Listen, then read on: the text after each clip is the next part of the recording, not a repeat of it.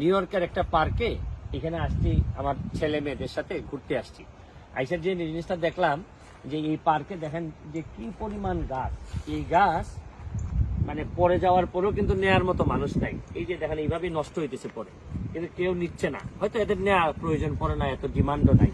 কিন্তু যে কারণে আমার কাছে মনে হয়েছে যে আমি এটা দেখার পর আমার মনে হয়েছে যে আমি একজন এমপি হিসাবে আমার এলাকায় গত বছর আমি 37,000 আমের চারা লাগিয়েছিলাম।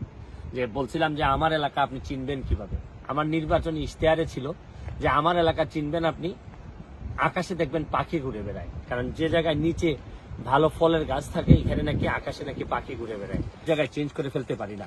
আমি দেখতে চাচ্ছি যে কিভাবে একটা বিকল্প প্রফেশনের মাধ্যমে যারা গাছ কাটেন তাদেরকে অন্য পেশায় নিয়ে গিয়ে আমি গাছ কাটানোটা ঠেকাইতে চাই এবং আসলে একটা ভালো এলাকা তৈরি করে দিয়ে যেতে চাই। আমি বারবারই বলছি যে জন্মের পরে অথবা এই এমপি হওয়ার পর যে এলাকাটা পাইছি, এমপি থেকে বিদায় নেওয়ার আগে এর চেয়ে ভালো এলাকা রেখে যেতে চাই।